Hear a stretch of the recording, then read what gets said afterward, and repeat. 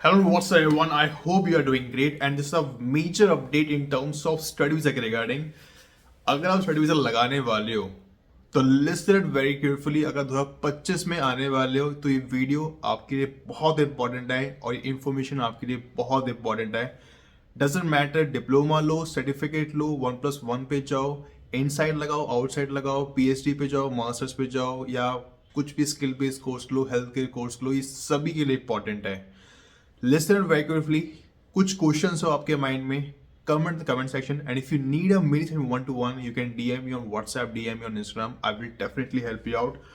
तो सीधा मैं आपको समझाता हूँ, पॉइंट टू पॉइंट बताऊंगा जो स्क्रीन पे आपको शो हो रहा है, and you will get to know. आप खुद भी पढ़ना चाहते हो पढ़ो इन सिंपल लैंग्वेज। आईआरसीसी ने और कैनेडियन गवर्नमेंट ने कैपिंग कर दी है स्टडी वीजा के रिगार्डिंग 2025 में, जो 22 जनवरी मींस आज से स्टार्ट है, और वो सिर्फ 2025 के अंदर 5,05,162 स्टडी वीजा ही इशू करेगी। डेट मींस 5,05,162 स्टडी वीजा ही इशू करेगी। सॉरी, स्टडी वीजा ही प्रोसेस करेगी। सॉरी, नॉट इशू, प्रोसेस करेंगे। एक्सेप्टेंस होती है, नहीं होती, वो उनकी कोई गलती नहीं है, लेकिन वो इतना ही प्रोसेस करेगी। इससे ज्यादा अगर उसके बाद अगर आपका कोई प्रोसेस लगाते हो, कोई फाइलिंग करते हो, तो आपकी जो एप्लीकेशन फीस होगी वो आपको एज इट इज रिफंड कर दी जाएगी।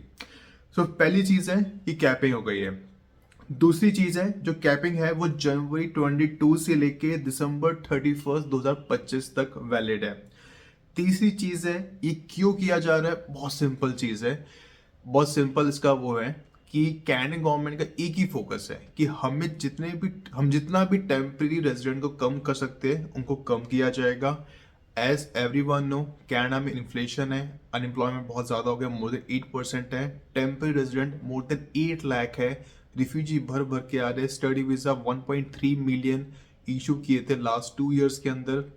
सो इन सिंपल लैंग्वेज, उन्हें टेम्परेरी रेजिडेंट कम करना है, and this is the main reason कि कैनेडियन गवर्नमेंट का एक ही फोकस था कि हम जितने भी ड्रॉ निकाले कि या तो category based, French based, skill based, health care based, या जो एक्सप्रेस एंट्री के अंदर सीसी वाले आते हैं, कैनेडियन एक्सपीरियंस क्लास वाले होते हैं, हम उन्हीं को ही आगे फाइल करेंगे, मीन्स पीआर दिया जाएगा अगर उनका स्कोर बनता है। दिस इज द रीजन कि अभी तक सिर्फ लास्ट 2.5 साल में, और मैं कहूँगा अराउंड 3 ईयर्स में, सिर्फ 8 या 9 या ज़्यादा से ज़्यादा 11 ही फॉरेन ड्रॉ हुए हैं, except francophone category, except health care category को छोड़ के।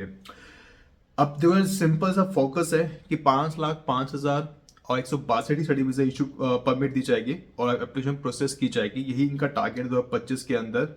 इसमें छोटी चीज और ऐड करना चाहूंगा जो स्पाउसल वीजा के रिगार्डिंग है। जो आपको स्क्रीन पे जितने भी कोर्सेज, जितने भी आपको इंडस्ट्री या जॉब्स दिख रही है, नॉट कोर्सेज, जो आपको जॉब्स दिख रही है, अगर आप इस जॉब पे वर्क कर रहे हो या अगर आपकी जो जॉब की पोजीशन टायर 0 टायर 1 के अंदर आती है, तब भी आप अपने पार्टनर का स्पाउसल वीजा लगा सकते हो, तभी आपको स्पाउसल ओपन वर्क परमिट मिलेगा, अदरवाइज नहीं मिलेगा। जो भी आपको स्क्रीन पे शो हो रहा है, आप इस वीडियो को पॉज कर सकते हो, एक बार चेक कर सकते हो कि आप इस कैटेगरी के अंदर फॉल कर सकते हो या नहीं, या अगर आप इस कैटेगरी में फॉल करते हो तभी आप अपने स्पाउस को बुला सकते हो।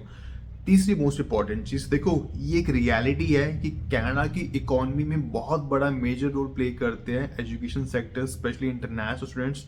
एक तरह की चीप लेबर भी है, और बाहर से जितना भी फंड्स आते हैं जो बच्चे पढ़ने आते हैं, डजंट मैटर किसी भी कंट्री से हो, कनाडा को एक बहुत मेजर रोल प्ले करता है इन टर्म्स ऑफ इकोनॉमी में, डायरेक्टली या इनडायरेक्टली। चाहे वो ग्रोसरी स्टोर में वर्क करते हैं, चाहे वो अपने ग्रोसरी स्टोर स्टार्ट करते हैं, चाहे वो ऊबर चलाते हैं, चाहे वो कहीं चीप लेबर के तरह वर्क करते हैं इंडस्ट्री में, फैक्ट्रीज में, कंस्ट्रक्शन साइट्स पे, डिफरेंट साइट्स पे। और एजुकेशन सेक्टर भी बहुत मेजर रोल प्ले करता है, and this is the reason कि जो डोमेस्टिक स्टूडेंट है, जो पीआर होल्डर है, जो कैनेडियन सिटीजन्स है, they have to pay 1/4 of as compare to international students, because international students are paying 4 times as compared to domestic students or the PR holder. अब scenario ये हो गया है कि कनाडा में बच्चे आ नहीं रहे, रिस्ट्रिक्शन बहुत ज़्यादा हो गई है, यूनिवर्सिटी कॉलेजेस बहुत सारे खुले पड़े हैं, जितने भी प्राइवेट कॉलेजेस थे उनकी तो वैसे ही बत्ती गुल हो चुके 2024 के स्टार्टिंग के अंदर, उनमें तो वैसे कोई एडमिशन नहीं ले रहा, बहुत ही कम ले रहा, जिसको कहीं नहीं मिल रहा क्योंकि उसमें वर्क परमिट नहीं मिलता।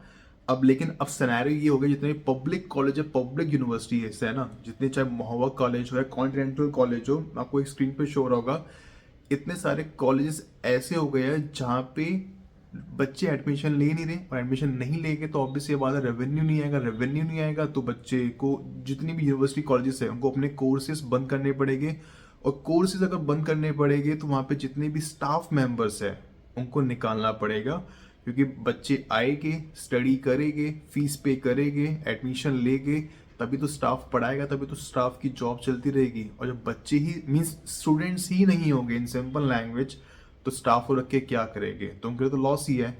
देखो ये भी एक रियलिटी है कि जितनी भी यूनिवर्सिटी कॉलेजेस है ना, उन्होंने बहुत पैसा छापा है, बहुत छापा है। और आपको मैं स्टार्टिंग से कह रहा हूँ, जब से मैंने वीडियो बनाना स्टार्ट किया है, कनाडा की एजुकेशन कोई 30 माह का एजुकेशन नहीं है, एंड एवरीबडी नोज जो वहाँ से पढ़ चुके हैं, जो पढ़ रहे हैं, it's just a way, just a pathway to come into the Canada, to get into the Canada, then move into the work permit, then get into the work PR thing। PR मिलता है तो ठीक है, नहीं मिलता तो उसकी वो बात की बात है। But in simple language 5,05,162 study visa ही आगे प्रोसेस होगी, उसमें रिजेक्शन वाले भी हैं और अप्रूवल वाले भी हैं। उसके जो ज़्यादा अगर उसके बाद अगर आप फाइल लगाते हो तो इन सिंपल भाषा में आपका जो प्रोसेस है वो आगे बढ़ेगा ही नहीं, और आपको जो आप फीस पे करोगे वो आपको रिफंड हो जाएगी, चाहे वो एप्लीकेशन फीस ही क्यों ना हो। सो इन सिंपल लैंग्वेज आपको सीरियसली फाइल करनी है, आपको स्टडी वीजा पे ही जाना है तो डू इट राइट नाउ। इसकी स्टार्टिंग डेट 22 जैन है 2025 से, इसकी डेडलाइन है 31 दिसंबर 2025 है। तो if you really want to do it right now, क्योंकि अगर आपके 5,05,162 के बीच में आ जाता है तो मूव आपकी फाइल आगे प्रोसेस होगी, चाहे वीजा आए ना आए वो बात की बात है। अगर उसके बाद होता है तो सिंपल लैंग्वेज में आपकी एप्लीकेशन भी वापस हो जाएगी, अगर जो फीस आप पे करोगे वो भी रिफंड हो जाएगी। इन सिंपल लैंग्वेज आपकी फाइल प्रोसेस ही नहीं होगी तो फीस तो बहुत दूर की बात है। तो अगर जाना ही है, चाहे आपका जनवरी इनटेक हो, सॉरी नॉट जनवरी तो जा चुका है, अगर आपका अप्रैल इनटेक हो, मई इनटेक हो, सितंबर इनटेक हो, do it right now, otherwise इसके बाद पॉसिबिलिटी नहीं है।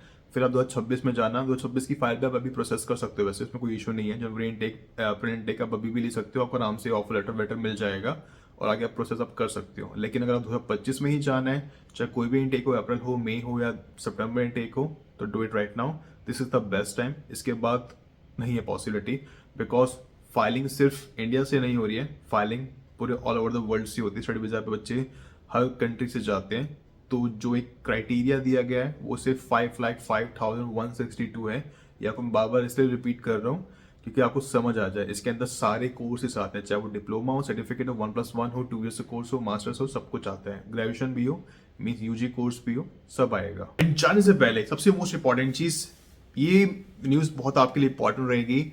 अगर आप इनसाइड कैनेडा हो, अगर आपने 1 ईयर का कोर्स लिया हुआ है, आप उसे एक्सटेंड करवाना चाहते हो, so there is no need of PAL, that means provincial attestation letter की कोई रिक्वायरमेंट नहीं है। अगर आपका कॉलेज यूनिवर्सिटी का DLI सेम रहेगा और जो अगर कोर्स का जो लेवल है वो सेम रहेगा। फॉर एग्जाम्पल अगर मैंने डिप्लोमा लिया है 1 ईयर का प्रोजेक्ट मैनेजमेंट में, और मैं डिप्लोमा लेता हूँ 1 मोर ईयर का, मैं उसे एक्सटेंड करवाता हूँ इंटरनेशनल बिजनेस के अंदर, उसमें DLI सेम है और जो कोर्स का जो लेवल है वो भी सेम है, तो आपको उसमें पाल की रिक्वायरमेंट नहीं होगी। लेकिन अगर उसका जो लेवल है वो डिफरेंट होता है, या अगर आपका DLI चेंज हो जाता है, तो आपको प्रोविंशियल अटेस्टेशन लेटर की रिक्वायरमेंट होगी एज ऑफ 22 जैन 2025 से, and it's mandatory. So video को ही पेंड करता हूँ, एंड से पहले if any question regarding anything, let me know comment section. If you need a minute to 1-to-1, you can DM me on Instagram, DM me on WhatsApp, I will definitely help you out. तब तक के लिए good bye.